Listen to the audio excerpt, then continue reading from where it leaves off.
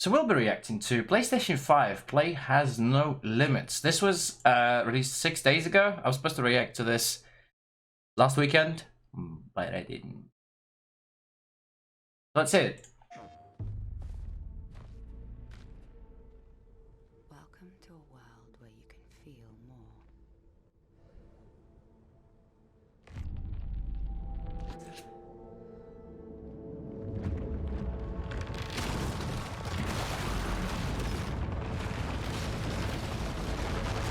A Kraken? A mechanical Kraken? Oh, no, okay. A world where you can see with sound.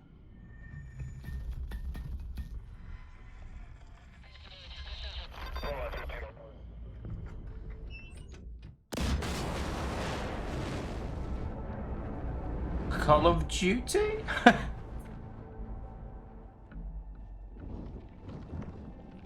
Okay. Where you can feel force at your fingertips. Feel the force, Luke. Feel the force.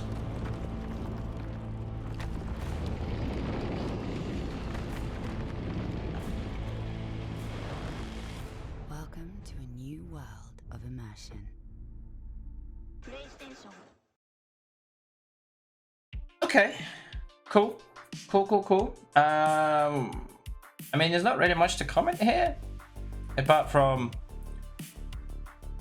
I'm looking forward to seeing the capabilities of PlayStation 5 in a game. I appreciate they don't really want to reveal anything, but like a hype video, you know, like a non-game commercial hype video kind of thing. So, you know, when the product is about to be released, but you don't really want to show upsells of a product. So same as like, you know, PlayStation 3 comes out and is like, oh, this has got possibilities of this and this and this, but it hasn't really got gameplay. It's more of like a hype video. So yeah, I'm totally okay with that. Oh, even a good example was that old school Skyrim trailer with God, what's his name? With a really famous actor. I forget his name. My apologies. But he was like, hey, oh, wasn't it Alexa? Wasn't it Alexa release? And then he was like, hey, Alexa, play Skyrim on the fridge or something. So, I mean, yeah, okay, cool. It really felt non-HD to me, even though it is HD. It's really weird. I don't know. But yeah, no, I'm totally okay with that. It's a cool hype video. What were the things in there? I mean, oh, okay, there we go. Okay, so we got, there was haptic feedback. Yeah. To a new world Adaptive triggers. of immersion. 3D audio. Okay. Oh, okay, and that was it. Yeah, no, okay, that's fine. Apparently, from what I've heard, so the actual controller will have sensors on it, so it can register the user by the way you're holding the controller. So I don't know if that's true or not, but either way, I'm kind of looking forward to it. And now, in comparison, I haven't seen either of these videos, by the way. Let's watch the Xbox Series X official next-gen UI features trailer. This is slightly longer, 3 minutes 20. Let's have a look.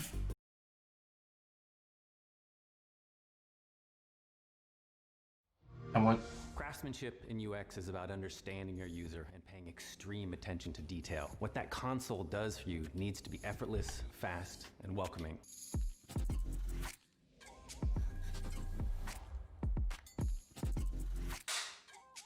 My name is Chris Novak. Was that Elijah Wood? Research and design. I'm Katarina, and I'm a program What's manager that? on the Xbox Live Wood. social team. My name's John Hildebrandt. I'm the principal program manager lead for the Xbox experience. Bro, this is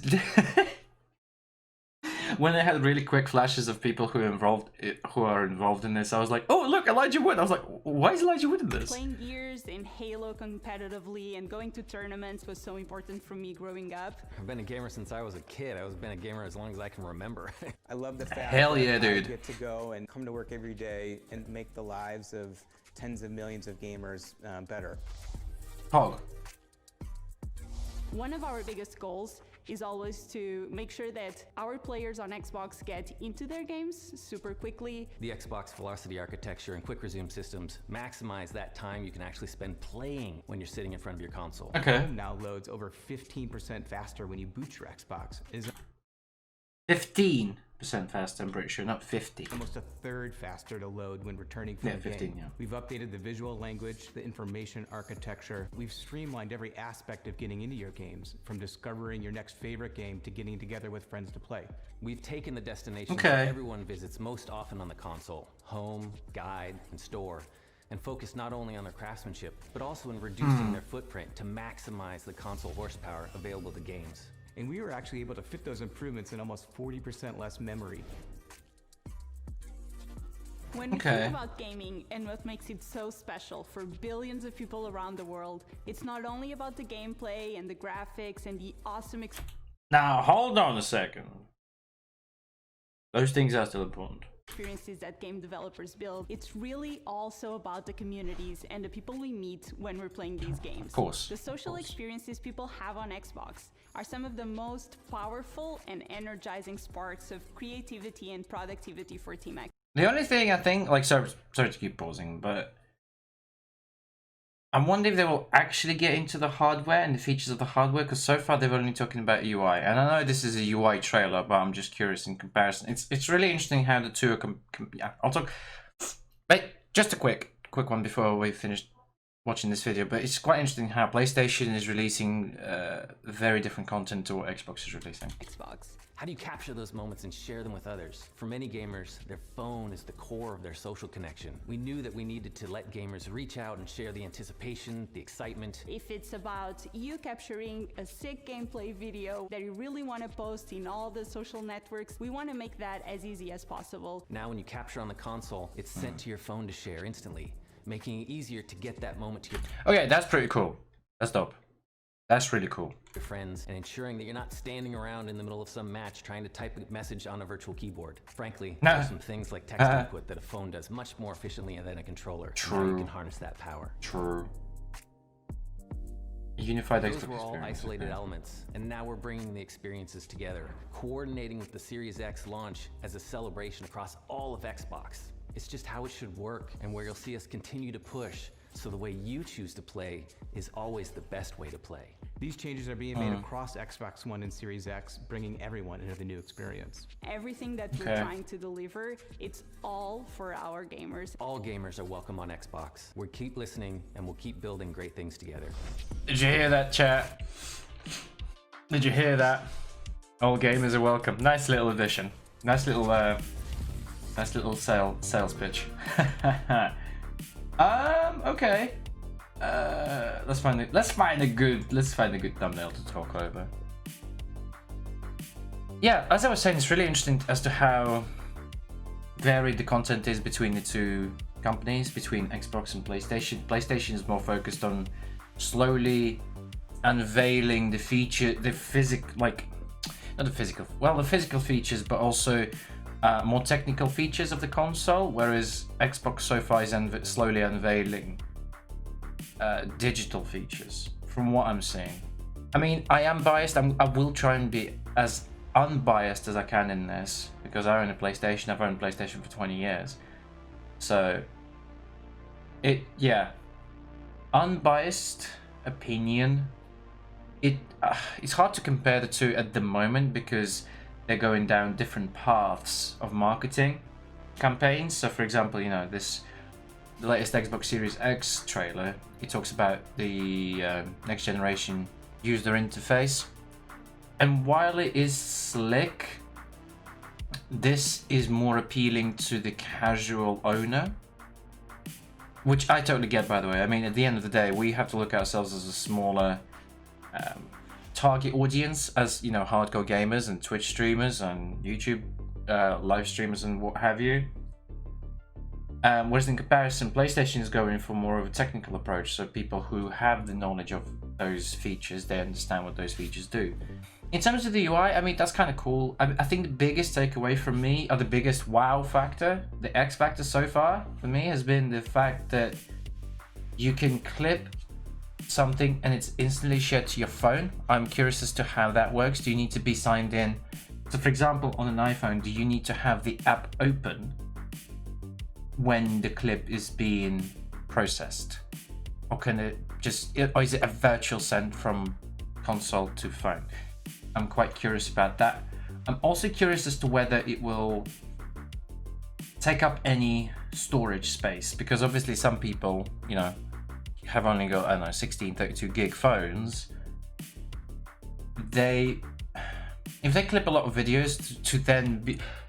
Oh, that's actually a great point, by the way. That's a very interesting point.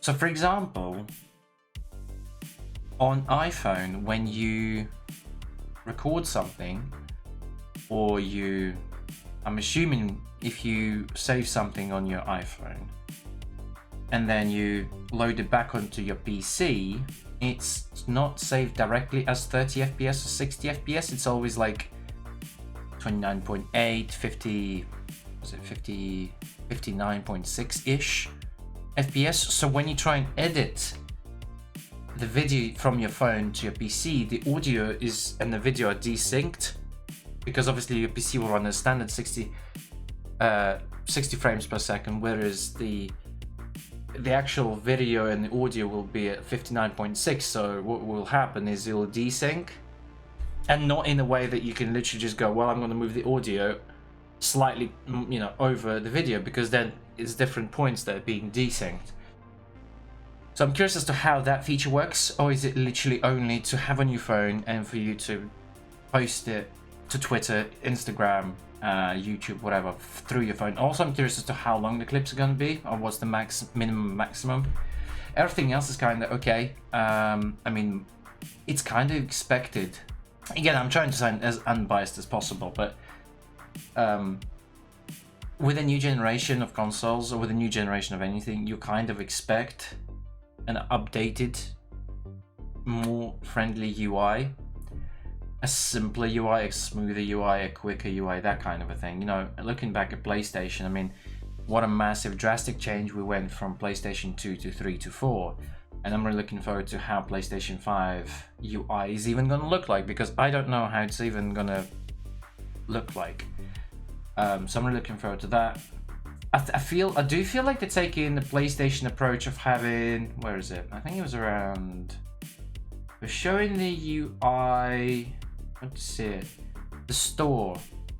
This is very similar to PlayStation, and I hope, and I will say this: the PlayStation Store isn't the most user-friendly software. It does. It takes a little time getting used to. Whereas this, this looks pretty clean. For a person who will use this, they will instantly know or remember what each icon means. They'll go in, and it seems like a very easy piece of software to navigate. So I did kind of expect this. As soon as they start talking about UI, I'm like, well, yeah, obviously, kind of thing, So yeah, overall, my unbiased opinion is I can't comment which one is going to be more successful than the other. My assumption, just based on my experience, is that the Xbox will sell more on pre-order within the first year. However, PlayStation will outsell them in the long term, and I think there'll be quite a big, drastic difference between the two. Also, the biggest thing we haven't talked about is price points, because we don't know what the price points of either consoles are. So if the Xbox Series X is like, I don't know, even if there is a $50 difference, I still think a lot of people would choose the cheaper console unless they're dead set on getting that console, Fanboys will be fanboys, they will get their, Xbox will get Xbox, PlayStation will get PlayStation. That's understandable. Few will get both, I think, for different features. From my personal